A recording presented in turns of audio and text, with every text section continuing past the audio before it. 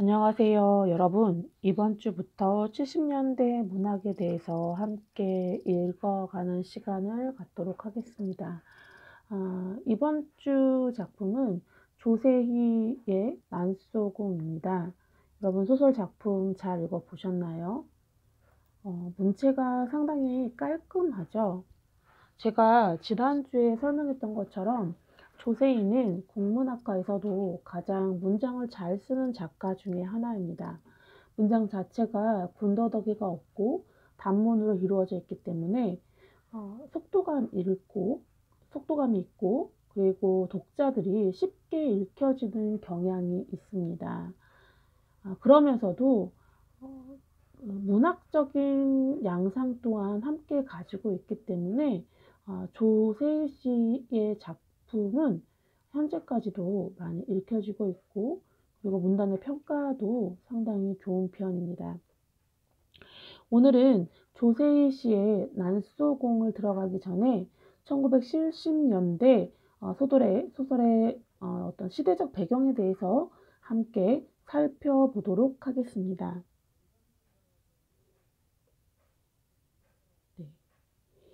1970년대 소설의 배경 한번 봅시다. 첫 번째, 역사적 배경입니다. 1970년대는 1972년 10월 유신 선포 이후에 암흑과 공포의 정치가 이루어진 시대라고 볼 수 있습니다. 그래서 혼돈의 패턴을 기조로 삼고 있다라고 이야기하고 있는데 여기에서 기조는 70년대 문학이 가지고 있는 근본적인 분위기가 혼돈 양상을 보이고 있다라는 겁니다. 여러분도 중고등학교 때 사회나 역사 시간에 배웠겠지만 1970년대 박정희 시대에 가장 유명한 게 뭐냐라고 묻는다면 아마 새마을 운동일 겁니다. 박정희 시대의 역사적 평가에 있어서도 가장 큰 점수를 주고 있는 건데요. 이걸로 인해서 고속성장, 경제 고속성장, 그다음에 근대화, 산업화의 열기 등이 일어나 있고요. 이런 것들은 사실 경제 성장은 곧 그 시민들에게 약간 이제 경제적으로 여유를 부릴 수 있는 뭔가가 가지고 올 수도 있지만 이 시대의 대중문화가 많이 발전된 이유는 여러분들이 아마 그 일제강점기 시대를 보면 아시겠지만 1930년대에 신파극이라든지 이런 것들이 많이 발달했어요. 이런 것처럼 그 세대가 가지고 있는 불안감 혹은 어떤 정치에 대한 사람들의 반발심을 대중문화를 통해서 억누르려고 한다고 보면 될 것 같습니다. 여기에서의 대중문화는 국민 스스로 어떤 문화에 대한 향유 계층이 늘어난 게 아니에요. 90년대의 대중문화와는 좀 색깔이 다른 대중문화입니다. 가속화된 경제 성장과 반하는 정치가 있었어요. 그러니까 경제 성장은 높은데 정치적인 의식은 낮다라고 볼 수 있겠죠.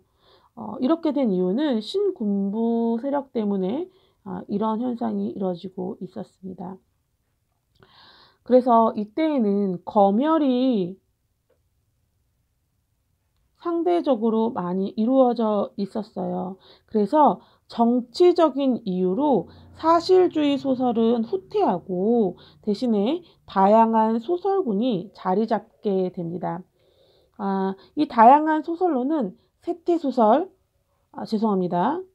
역사소설, 그다음에 이념소설, 전쟁소설, 중간소설, 그다음에 종교소설 등이 있습니다. 여기에서 종교소설이나 역사소설 같은 경우에는 현실 회피적인 부분들이 많고요. 이 현실보다는 문학 자체만 가지고 어떤 작품 활동을 했던 그런 것들이죠. 여러분도 아시겠지만 어떤 정치적으로 문학이 강하게 억압받을 때에는 문학을 통해서 작가들이 자신의 말을 하기가 되게 어려워졌어요. 그때 작가가 선택할 수 있는 기로는 두 가지입니다. 절필이거나 문학을 하지 않거나, 다른 하나는 문학 속으로 숨어버리는 겁니다. 근데 어떤 게 옳고 그르냐에 대한 해답은 제가 내리기에는 좀 조심스러운 부분이 있습니다. 네. 1970년대 작품에 나타난 인물군에 대해서 설명해 보도록 하겠습니다. 여러분, 제가 지금 다루고 있는 이야기는 여러분도 아시겠지만 조세의 작품에만 나타나 있는 것이 아니라 전체적으로 1970년대의 소설에서 나타나는 어떤 인물군들에 대해서 설명하고 있습니다. 1970년대 인물군은 어떤 생존에 필요한 요건마저 갖추지 못한 채 비인간적인 노동자의 삶을 그리고 있다. 그러니까 노동자가 비인간적이라는 이야기가 아니라 노동자의 삶이 인간적으로 대우받고 있지 못하다라는 것을 이야기하고 있습니다. 근대화, 산업화, 도시화의 경량에 휩쓸려 삶의 터전이나 정신적 뿌리를 상실당한 인물군들에 대해서 그리고 있는 것들이 많습니다. 그래서 고향을 잃어버린 사람들, 이런 사람들도 70년대 문학에 많이 나오고 있습니다. 우리가 함께 보게 될 조세희의 난소공도 여기 있는 소설 중에 하나겠죠. 또 하나, 적응력을 갖추지 못한 채 몰락의 길을 걷고만 정직한 소시민의 삶을 그리고 있다. 정직하게 살면 성공할 수 있다라는 게 얼마나 어리석은 말인지, 우리가 이상으로 살고 있는 그것으로 이상적인 삶을 살지 못하게 만든 삶이 1970년대의 삶이 아닌가, 그런 생각을 하게 됩니다. 그래서 이 시대의 작품에 나타나 있는 인물군들은 기존의 법이나 관습, 제도와의 심각한 마찰 이후에 결국에는 자기가 옳다라고 믿었던 그 사상을 놓고 정신병자가 되는 경우가 많습니다. 이런 인물들을 그리고 있죠. 그리고 또 하나는 6.25와 같은 역사적 사건의 외상으로부터 헤어나오지 못한 인물군들을 그리고 있습니다. 여기서는 대표적으로 6.25라고 이야기했지만, 네, 광주 사건도 마찬가지입니다. 이 광주 사건과 관련된 소설도 70년대에 많이 있습니다. 이렇게 여기 모두 나오는 1번부터 5번까지 나오는 인물군들은 기본적으로 어떤 삶을 살고 있냐면요, 되게 가난한 삶을 살고 있습니다. 네, 하루 벌어먹기도 살기 힘든 그런 삶을 살고 있다라고 볼 수 있겠죠. 이런 가난은 단순히 경제적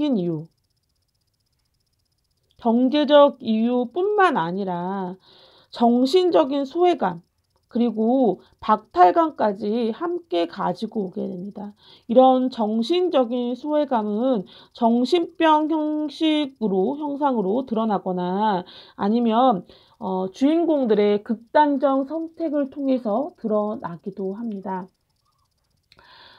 제가 앞서 이야기했던 것 중에 1970년대의 소설 중에 세태소설이 있고, 역사소설이 있고, 이념소설이 있고, 전쟁소설이 있고, 중간소설이 있다, 그리고 종교소설이 있다라고 이야기를 했는데요. 이 중에서 종교소설이나 역사소설은 함께 다루지 않지만 어떤 이념과 전쟁, 그 다음에 세태소설은 한 번쯤 다뤄도 괜찮을 것 같다라는 그런 생각이 들어요. 그래서 다루고는 싶지만, 뭐 어찌됐든 간에 좀 시간적으로 좀 여유가 없어서 1970년대, 그러니까 이런 소설의 특징들이 70년대만 나오는 게 아니라 80년대에도 지속적으로 이어져 있거든요. 더 억압이 강하다 보니까 더 이런 소설들에 대한 어떤 층위가 더 커지겠죠. 80년대에는 지금 제가 설명한 이 소설들에 대해서 한 번쯤 더 다루고자 합니다. 네.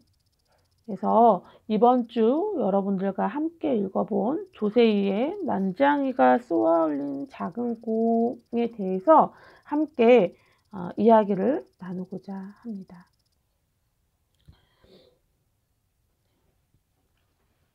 조세희의 첫 소설집인 난장이가 쏘아올린 작은 공은 여러 개의 연작 소설로 이루어져 있습니다. 대표 작품인 이 난장이가 쏘아올린 작은 공은 행복동이라는 실제 있는 동은 아니지만 가상의 동네인 행복동 판자촌에서 벌어지는 철거와 이 행복동에서 살고 있는 난장이 가족을 주요 서사로 다루는데요. 이 내용에서 비극의 시발점이 되는 것은 판자촌 철거가 의미하는 바입니다. 행복동 판자촌에 살고 있는 동네 시민들, 동네 사람들은 대부분 도시 저소득층인데요.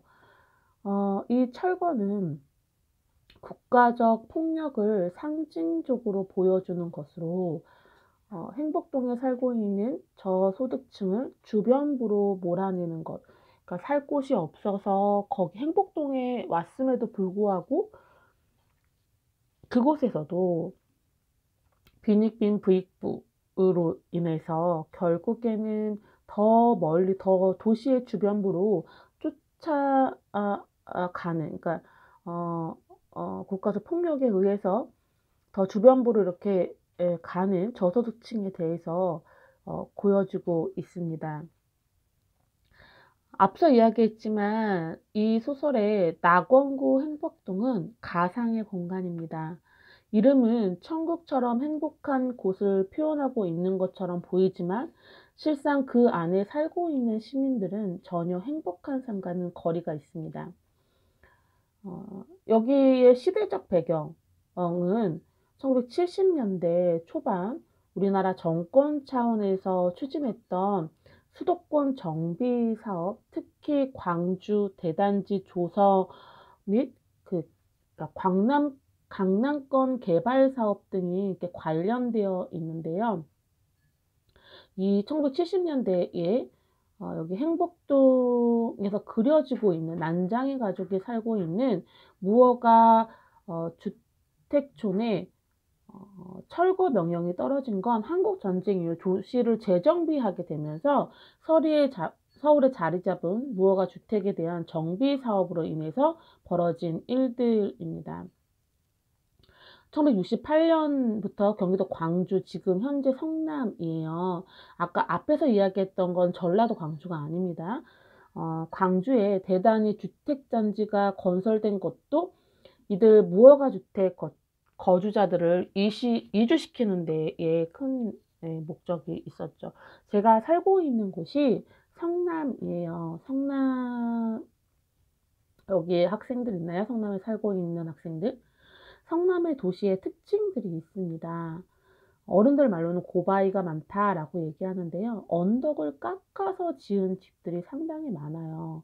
그래서 성남에서 운전을 잘하면 전국 어느 지역을 가도 베스트 드라이버가 될 수 있다라는 말이 있을 정도로 길이 상당히 꾸불꾸불하고 지금은 많이 좋아졌지만 제가 어렸을 때만 하더라도 판자촌들이 있었어요. 지금도 사실은 있어요. 지금 그 하대원 쪽에, 상대원과 하대원 쪽에 있는 곳에 자이 아파트가 있거든요. 그 자이 아파트가 원래는 오피시 아파트였어요. 이제 서울에 있던 사람들은 이제 쫓아내서 성남의 아파트 단지로 이렇게 이렇게 이주를 시켰는데요. 이 오피스 아파트가 재건축에 들어가면서 자이 아파트가 됐거든요. 근데 이 자이 아파트 맨 위쪽에 보면 아직도 그 판잣집들이 있어요. 성남은 여러분들이 아시겠지만 분당을 포함하고 있는 도시입니다. 근데 잘 모르겠어요. 그러니까 저는 구시가지에 살고 있는데요. 신시가지를 우리는 분당이라고 이야기를 해요. 근데 옛날에 지금으로부터 한 30년 전에 분당이 조성이 됐었는데 그때까지만 하더라도 분당은 지금은 청당 밑에 분당이라고 얘기를 하지만 그때에는 정말 구시가지에서 살지 못할 정도로 가난한 사람들이 또 그렇게 국가에서 만들어진 임대 아파트에서 이렇게 살게 됐거든요. 그래서 그 당시만 하더라도 대중교통이 상당히 불편했어요. 그런데 지금은 아니죠. 집값의 차이가 최소 1억에서 최대 몇십억까지 차이가 나는 곳이 되기도 했습니다. 여기는 중요한 건 아니고 어쨌든 성남이 그런 지역적 특징을 가지고 있다라고 여러분들 기억하시면 될 것 같습니다. 작중에서 보면 난장의 가족과 그 난장의 가족 이웃에 살고 있는 명인애가 있거든요. 이 두 가족, 명인의 가족은 성남으로 이사했다라는 거를 우리가 확인해 볼 수 있는데요. 이때 이제 성남에서 이주하면서 그리고 이제 잠실이 개발되고 그리고 무허가 주택 소유자들이 아파트 입주권을 받게 됩니다. 근데 중요한 건 여기에서도 알 수 있듯이 이 작품에서도 보여지듯이 실제 무허가 주택 거주자 가운데 아파트에 입주할 만한 자금이 있는 가구는 거의 없었다는 데에 있습니다. 지금 성남이 상당히 지금 재개발이 많이 들어오고 있는데요. 여러분 혹시 재개발 어떻게 이루어지는지 아시나요? 보통 재개발을 하게 되면 집주인에게는 똑같은 평수의 아파트를 이렇게 분양을 해줘요. 그리고 이제 이주할 때, 이 집과 관련된 그 금액만큼 또 주고요. 그리고 이주 비용으로 한 사람당 200에서 300 정도 채택되는 걸로 알고 있어요. 만약에 4인 가족이라면 1,200만 원 정도의 이주 비용이 주어진다라고 얘기를 해요. 그런데 성남은 여러분도 아시겠지만 모르실 수도 있겠군요. 그 주택이 18평, 네, 짜리, 그러니까 20평 이하짜리 주택도 상당히 많아요. 그리고 빌라들도 있는데요. 빌라는 각각의 세대주들이 다 다릅니다. 그래서 빌라 40평짜리다 라고 이야기를 하면 그 한 층에 살고 있는 사람이 40평을 다 갖지 못해요. 그러니까 10몇 평? 그러니까 전체 대지 면적을 n분의 1로 해가지고 나눠지거든요. 세대주가 나눠지기 때문에. 그래서 한 사람당 40평짜리라고 하더라도 층수가 높거나 그럴 경우에는 한 세대가 가져갈 수 있는 평수가 15평에서 18평 정도 돼요. 그러면 이렇게 됐을 때 아파트가 15평이나 18평짜리가 없고 뭐 25평이나 28평짜리를 사야 된다라고 이야기를 하면 10평, 그러니까 10평에 대한 그 값을 건설사에다가 지불을 해야 돼요. 근데 실제 그런 정도의 금액을 지불하게 되면 아무리 저렴하게 산다라고 하더라도 1억 정도의 돈이 더 있어야 돼요. 그러니까 본인이 40평대의 빌라에 살고 있었는데 자기가 실제 거주할 수 있는 아파트는 18평이에요. 그런데 그 18평에서 40평짜리를 가려면 22평에 해당하는 돈을 더 줘야 되는 거예요. 그러니까 2억 정도를 더 줘야지 지금 살고 있는 평수에 아파트를 갈 수 있는 거죠. 마찬가지로 이 난장이 가족의 김부리 가족이 아파트 입주권을 가졌음에도 불구하고 그곳에 들어가서 살 수 없었던 이유는 입주할 만한 돈이 없기 때문이에요. 그러니까 아무리 당국이 이주를 시키면서 이 사람들에게 입주권을 무료로 나눠준다. 그러니까 지금 살고 있는 것에 대한 입주권을 나눠준다라고 하더라도 이 가족이 겪었던 사건의 폭력성과 비극성의 양은 달라지지 않는다라는 거죠.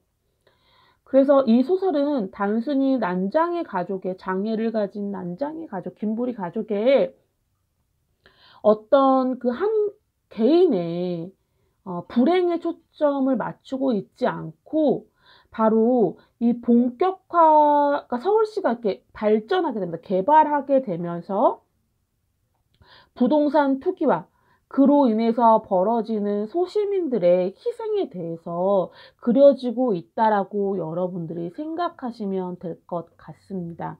이해되시나요? 그러면 작가 조세희에 대해서 알아보도록 하겠습니다. 작가 조세희는 여러분들이 인터넷에 쳐보면 어떤 사람인지 알 수 있어요. 근데 조금 되게 그런 경향이 있어요. 조세희 씨가 정말 글을 잘 썼지만 1970년대 이후로 괄목할 만한 성적을 낸 작품을 내지는 못했어요. 되게 안타까운 일이죠. 1970년대를 대표하는 작가이긴 하지만 난소공 이후로 이렇다 할 만한 작품이 없었습니다. 마찬가지로 80년대 작가로 이문열 씨를 들 수 있는데요.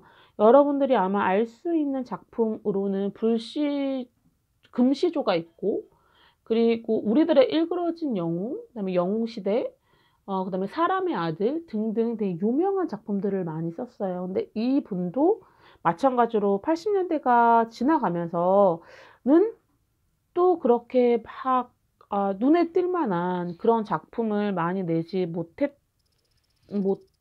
것 같아요. 평단의 입장에서. 그러니까 그렇다고 해서 이분들이 가지고 있는 문학사적 의의가 평가절하되는 것은 아닙니다. 정말 훌륭하신 작가분들이고요.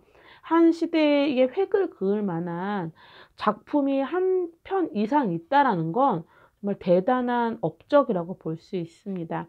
작가 소개는 여러분들이 읽고 지나가면 되겠습니다. 제가 따로 다루지는 않겠습니다.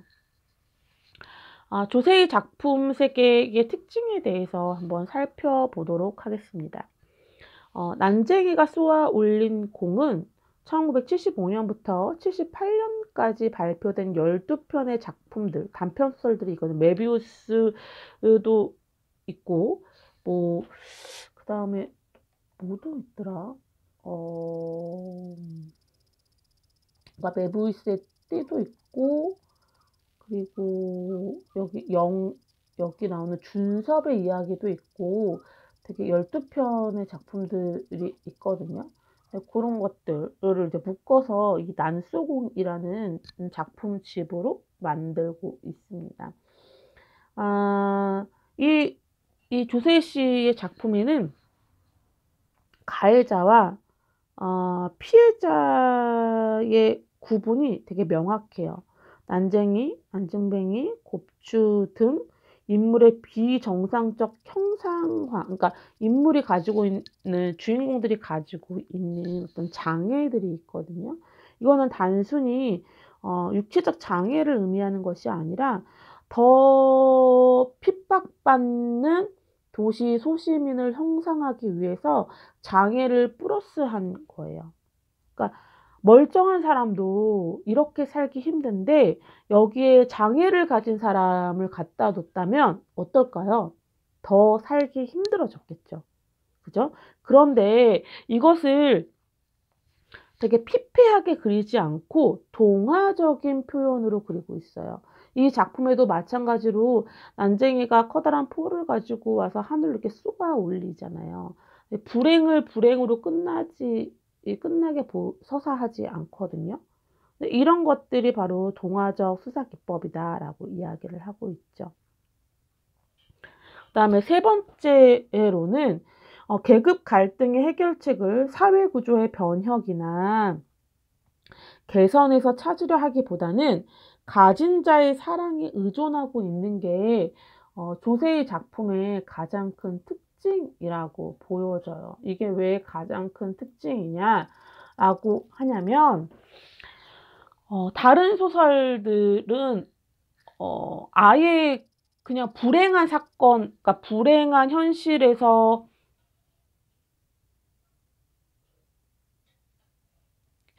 끝을 맺고 있거나 아니면 사회 전체에 대해서 데모를 한다거나 그러니까 혁명을 일으킨다거나 이런 것들을 통해서 어떤 사회의 변화를 가져오려고 하는데 여기에서는 오블리스 노블리지라고 하나? 뭐 이런 것처럼 가진 자가 못 가진 자를 사랑해야지만 이것이 풀어질 수 있다라고 이야기를 하고 있어요. 어떻게 보면 정말 뜬구름 잡기식의 해결 방안일 수도 있지만 어떻게 보면 문학적이고 바람직한 해결 방안일 수도 있겠죠. 근데 사람의 마음이 악하기 때문에 쉽게 이루어질 수 없는 답일 수도 있습니다.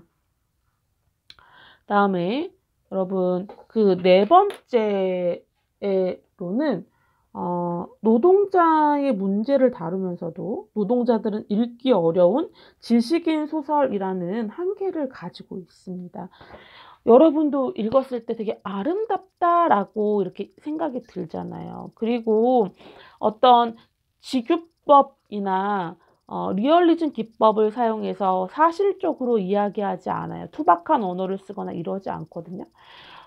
상당히 문학적 언어를 구사하고 있어요. 근데 이런 것들을 노동자들이 보면서 쉽게 이해할 수 있겠냐라는 질문에는 답을 낼 수 없다라는 거죠. 그래서 노동자 소설인데 노동자들이 읽기에는 조금 어려운 소설이다라고 평가되고 네.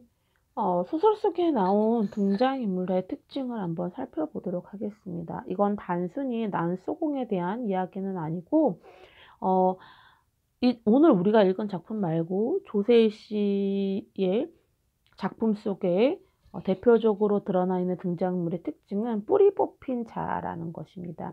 뿌리 뽑힌 자라는 의미는 앞에서 제시되고 있는 것처럼 5가지 의미를 가지고 있습니다. 첫 번째는 생존에 필요한 요건마저 제대로 갖추지 못할 정도로 비인간적 대우를 받고 있는 노동자들이라는 거. 노동자를 동물처럼 취급하는 하인이나 이렇게 인간적으로 대우받지 못한이라고 의미할 수 있겠죠. 두 번째는 근대화, 산업화, 도시화의 경향에 휩쓸려 하루아침에 삶의 터전을 상실당한 사람들을 그리고 있습니다. 이건 앞에서 제가 이야기했던 거죠. 그다음에 적응력을 갖추지 못해서 결국에는 몰락의 길을 걷고 있다라고 이야기하고 있고요.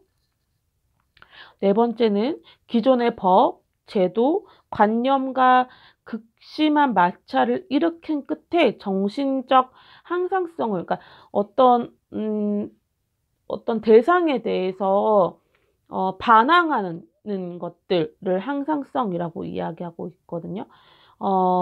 이렇게 극심한 마찰을 통해서 결국에는 대응하지 못하고 직접적으로 대응하지 못하고 그것에 대한 생각만 있는 자들, 그러니까 지식인들의 한계라고 볼 수 있겠죠. 5번째는 과거 역사적 사건으로부터 받은 외상에서 헤어나지 못한 채 결국에는 정신적 실조 상태를 드러나고 있는 존재들을 그리고 있는데 한마디로 이야기하면 외부의 환경에 상당히 극심한 충격을 받아서 결국엔 현실에 대응하지 못하고 정신병을 앓고 있는 사람들로 그리고 있습니다. 이해되시나요? 다음에 조세희의 이 작품에서 우리가 좀 눈여겨봐야 될 부분이 뭐가 있냐면 노동을 가난으로 표현하고 있습니다. 노동자는 무조건 가난하다라는 인식을 가지고 있는데요. 그러면서 조세희는 이 작품 속에서 노동을 하는데 왜 가난할 수밖에 없느냐에 대한 질문을 끊임없이 던집니다. 네, 조세희 씨의 작품 속에는 이런 부분들이 드러나 있습니다. 왜 가난할 수밖에 없을까요? 무엇이 문제일까요? 가장 근원적인 얘기를 하고 있어요. 네, 우리의 마음이 문제다라고 이야기를 하고 있어요. 근데 되게 맞는 말이지만 실체가 없는, 이렇게 볼 수도 있겠죠. 조세희 씨 작품이 있어요. 이거는 이제 난수공 단편소설 묶어놓은 책들인데요. 여기 작품에 보면은 메보이스의 띠, 칼날, 오지여행, 난쟁이가 쏘아올린 작은 공, 육기 위에서, 궤도의 전, 기계도시, 은광노동 가족의 생계비, 잘못은 신에게도 있다. 그 다음에 클란시의 병, 내기물로 오는 가시물고기, 에플로그, 이렇게 12작품이 있는데 여기에서 A와 B는 서로 대립되는 인물들을 그리고 있습니다. 우리가 봤던 난장이가 쌓아 올린 공을 보면 아파트 거각꾼들과 공장주, 철거원들이 갑이라는 위치에 있다면 철거 주민이나 지섭, 영수, 영호, 영희 같은 인물은 을의 위치에 있다라고 볼 수 있겠죠. 이게 대립 유형을 보면 사용자와 노동자의 어떤 대립으로 그려지고 있습니다. 나머지도 마찬가지로 사용자와 노동자 계층으로 그려지고 있죠. 이건 한번 여러분들이 만약에 시간이 되신다면 난소공 12편을 읽어보시면 도움이 될 것 같습니다. 어쨌든 우리가 읽어본 난장이가 쏘아 올린 작은 공이라는 그 틀 안에서는 전체를 이해하는 핵심 작품이라고 볼 수 있겠습니다. 작품 분석으로 들어가도록 하겠습니다. 이 책이 우리가 읽은 난장이, 원래 이게 발음 표현이 아니죠. 난쟁이죠. 장이는 직업을 의미해요. 쟁이는 뭐예요? 그 사람의 어떤 특성을 이야기해요. 그래서 센스쟁이, 그러니까 센스쟁이, 아니면은 매력쟁이, 귀염둥이 이런 식으로 어떤 그 사람의 특징을 이야기한다면 장이는 직업을 의미하는데 미장이 이런 식으로 되어 있거든요. 제가 잘은 모르겠지만 왜 조세희는 쟁이가 아니라 장이라고 썼을까?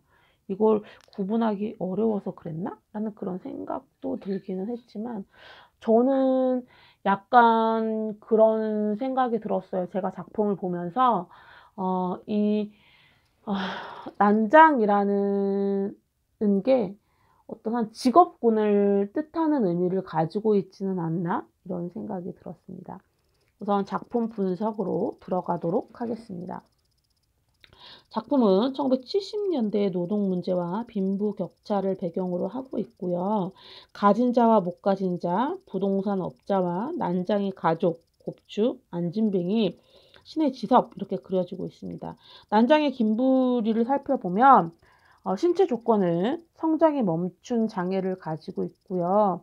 소시민들 사이에서도 더 멸시를 당하는 어떤 그런 인간 체계를 그리고 있어요. 그래서 반인간이라는 건 인간이 아니다, 인간과 반대한다 라는 의미가 아니라 반만 인간인 대접을 받고 있다라는 그런 의미예요. 그래서 가장 크게 의미가 되는 건 기존 체제에서 완전히 하위 계층을 의미하는 게 바로 김부리라는 인물입니다. 난장이가 거쳐간 직업을 살펴보면 칼갈이, 고층 건물 유리 닦기, 펌프 설치하기, 수도 고치기 이런 직업들이 있어요. 근데 여러분 이 김부리의 직업들을 살펴보면 되게 정직하게 돈을 받죠. 그쵸?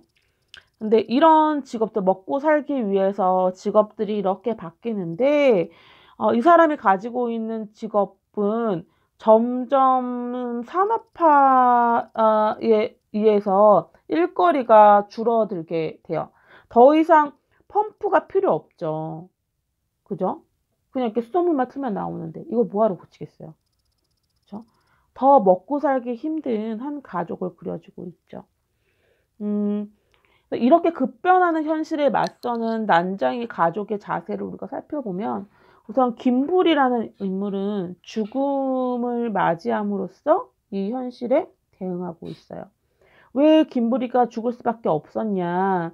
가족들에게 가장으로서 역할을 할 수 없다는 비관. 가장이 아니다. 내가 가장으로서 할 수 있는 역할이 별로 없다라는 그런 비관이겠죠. 그다음에 두 번째로는 왜곡된 사회 구조 속에서 소외된 인물을 그리고 있다라고 볼 수 있어요. 그러니까 얘가 아무리 열심히 살려고 노력해도 결국엔 이 산업화 시대가 이 인물에 대해서 살 수 있는 그 어떤 것도 내놓지 못한다면 결국엔 죽을 수밖에 없는 그런 극단적 현실에 대해서 그려지고 있죠. 두 번째로 난장이의 아들들을 살펴보도록 하겠습니다. 영수, 여러분들 이제 여기서 여기서 보여지는 것처럼 영수나 영호 같은 인물들이 있죠. 그리고 여기서 지식인으로 나오는 준섭도 마찬가지고요. 사회체제에 발빠르게 대응하려고 하지만 결국엔 한계를 깨닫게 됩니다. 난장의 아들들은 아버지가 그렇게 행동하는 것에 대해서 아버지에 대해서 이해를 못 하거든요. 그런데 아버지가 당면한 현실을 난장이의 아들들은 난장이가 아님에도 불구하고 어떻게 느끼냐면 소설 속에 이런 질문이 나와요. 나의 몸은 아버지보다 작게 느껴졌다 라고 이야기하고 밖에서 들여다본 우리 집은 끔찍하다. 그리고 집을 나온다고 내가 자유로워질 수는 없었다 라고 고백하는 문장들이 나와요. 그러니까 현실에 발을 담그면 담글수록 내가 생각했을 때는 아버지가 상당히 무능하다라고 생각을 했는데 이 무능함이 아버지가 의지가 박약해서 의지가 없어서 그런 게 아니라 지금 내가 살고 있는 현실이 나를 이렇게 만들 수밖에 없구나를 깨닫게 되죠.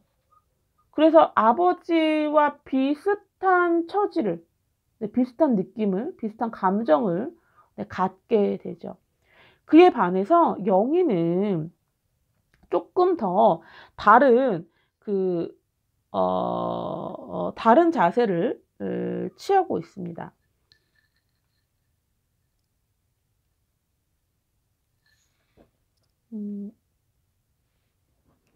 네. 영희는 왜 오빠들과 다르냐라고 이야기를 한다면, 여기 좀 여러분들이 이제 오해할 수 있는 소지가 있는데요. 영희는 이런 현실에 그대로 적응하지 않고 자기가 할 수 있는 최선을 다해요. 그리고 또 하나는 그러니까 똑같이 약간 그러니까 아버지나 오빠가 했던 어떤 정직성을 가지고 뭐 해결하지는 않아요. 그게 조금 약간 다른 면이긴 하지만 영희는 어떻게 이 간원의 현실에 맞서냐. 영희는 우선 자기 이 몸에 관심을 가진 브로코 사나에게 자기 몸을 내어주고 입주권과 돈을 훔치죠. 어떻게 보면 정당한 대가라고 볼 수도 있겠죠. 승용차 안에 사내에게 넘긴 직후에 영희는 이제 실종이 되거든요.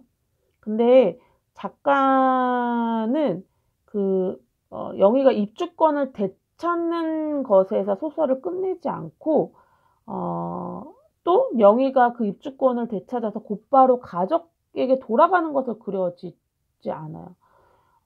브로커와 어떤 잠을 자고 그리고 이제 육체적인 허기와 피로 그다음에 정신적인 충격을 갖지만 얘는 그 훔친 돈과 입주권을 들고 행복동사무소, 구청, 주택공사를 이제 차례대로 방문을 해요.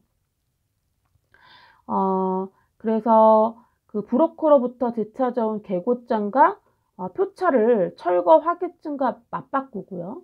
그리고 주택가를 찾아가서 철거 확인증을 제출하고 입주 신청을 해요. 또 다시 택시를 타고 와서 주택공사를 찾아가서 그 아파트 임대 신청서를 접수를 합니다. 그리고 업무과에 가서 아파트 대금 영수증 용지를 받습니다. 마지막으로 경리과에 찾아가서 돈을 지불을 하고 아파트 입주 절차를 마쳐요. 그리고 영희는 이 모든 것을 다 끝마친 다음에 쓰러지게 되죠. 어떻게 보면 이 소설의 초반부에 나왔던 영희의 모습은 세상 물정 모른 어린 여동생처럼 보이지만 이 영희가 브로커 사내를 만나고 나서의 모습은 전혀 그런 모습이 아닙니다. 오빠 앞에서는 울음을 자주 터뜨리는 마음 약한 여동생이지만 그는 가장 적극적으로 가족들이 살 만한 집을 마련하죠. 아버지는, 김부리 아버지는, 난장이는 법이라는 것은 우리 편이 아니야. 가진 자의 편이야. 라고 얘기를 하고 적극적으로 자신이 처한 한계를 벗어나려고 애쓰지 않습니다. 그 난쟁의 전체 내용을 봤을 때에는 영희는 삶을 포기한 아버지와는 달리 어떤 끈질긴 생명력을 보여줍니다. 어떻게 보면 난장이 가족의 생존권 사수는 난장이의 죽음이 아니라 영희의 이런 일련의 과정, 입주권을 획득하기 위한 일련의 과정을 통해서 가능해졌다라는 것을 이야기를 하고 있습니다. 여기서 우리가 한번 생각해 볼 필요가 있겠죠. 왜 영희가 사내로부터 입주권을 빼앗는 장면에서 이야기를 끝내지 않고 영희가 어떻게 전전해 가면서 아파트를 들어갈 수 있게끔 만들었느냐에 대한 것들 되게 촘촘하게 이야기를 했느냐라는 건 영희의 생존 본능을 더 크게 그리는 거예요. 어떤 현실의 좌절에서 생을 놓치는 것이 아니라 우리가 이 현실의 대면에서 앞서 싸우기 위해서는 무엇보다 살아남아야만 이것이 가능하다라는 걸 이야기할 수 있겠죠. 이해되시나요? 네. 그래서 난수공은 이렇게 이해할 수 있을 것 같습니다. 70년대에 리얼리즘 사실주의 소설이에요. 사실주의 소설로, 그죠? 뭐에 대해서 그리고 있어요? 도시 빈민에 대해서 그리고 있어요. 여기에서는 희망에 대해서 이야기를 하고 있는데 이 김부리가 생각하는 희망은 한계가 있죠. 결국엔 생을 놓치고 말잖아요. 조세희가 그리고 있는 가장 희망은 서로 어울려서 서로 양보하는 이런 것들에 대해서 이야기를 하고 있지만 현실적인 해결 방안은 뭐다? 살아남아라. 됐죠? 이해되시나요? 네. 여러분들의 삶은 어떤지 모르겠습니다. 아마 뭐 사람마다 다르겠지만 되게 많이 경우의 차이도 있겠지만 누구나 다 힘든 시기가 있다라고 저는 생각이 들어요. 제가 그 며칠 전에 이제 친정에 갔는데 친정에서 막 얘기를 하면서 정치적인 얘기가 막 나왔어요. 근데 사실 정치는 부모끼리도 하면 안 되고요. 네, 부부끼리도 하면 안 됩니다. 인연과 이상이 다르면 싸울 수밖에 없어요. 그래서 서로 조용히 이제 뭐 일상에 대해서 얘기하다가 정치 얘기가 나오니까 그 같이 이제 계셨던 외삼촌께서 이런 말씀을 하시더라고요. 너네 너무 편하게 살아서 지금 지금 이런 거라고. 너네가 우리처럼 그 공장에 18시간 동안 일을 하고 막 이러면서 얘기를 하는 거야. 너네가 너무 평화롭게 자라고 편하게 자라고 고생을 몰라서 지금 정치를 모른다라고 이야기를 하시더라고요. 어느 특정 정당을 지지하는지는 제가 여기서 밝히지 않겠습니다. 하지만 저는 약간 그랬어요. 제가 삼촌에게 얘기했던 건 이런 거였어요. 저도 학생들을 가르칠 때에 에, 에, 저는 제가 생각했을 때에 어떤 내 기준으로 보면 내가 가르친 학생들, 나의 다음 세대들, 내 자식의 세대들이 나보다 덜 고생을 했다라고 생각할 수도 있다. 하지만 사람마다 다른 거다. 지금 60년대, 70년대에 그 고통을 겪지 않았다고 너희들이 고생을 모른다라고 얘기하는 건 우리가 꼰대를 벗어날 수 없는 거다. 그 나름대로 그 시대가, 그 세대가 겪고 있는 시대적 아픔이나 고통에 대해서 인정해줘야 된다고 생각한다. 저는 그렇게 이야기를 했습니다. 지금 뭐 여러분들은 지금 크게 와닿지 않을 거예요. 하지만 시간이 지나면 내가 사회로부터 받은 외상들이 조금씩 나타나거든요. 다양한 방법으로 나타나는데 그 중에 하나는 자기 자신을 학대하거나 아니면 타인을 배려하지 않거나 인정하지 않는 부분에 나올 수도 있어요. 근데 뭐 어찌됐든 간에 제가 여기서 얘기하고 싶은 건 그런 거였어요. 여러분들이 그 극한의 고통에 있다라고 하더라도 그걸 힘들죠. 힘들지 않다는 게 아니라 가장 중요한 건 우리가 살아남아야지 그래도 뭐 할 수 있다? 이길 수 있다. 네, 그 얘기를 해주고 싶네요. 오늘 수업은 여기까지 하겠습니다. 다음 주는 80년대 소설 들어가도록 하겠습니다.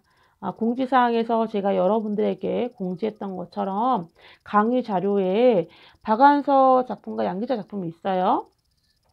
박완서도 그렇고 양기자도 그렇고 여러분들 아마 한 번쯤은 읽어봤을 거예요. 특히 원미동 사람들은 우리가 중학교 교과서에 나온 지문이기 때문에 금방 읽을 수 있을 거예요. 그걸 읽고 이번 주 토요일 저녁 6시까지 과제를 올리시면 됩니다. 오늘 수업은 여기까지 하도록 하겠습니다. 다음 주 비대면 강의가 지속될 경우 다시 한번 공지사항을 통해서 수업 방향에 대해서 알려드리도록 하겠습니다. 다음 주에 봅시다.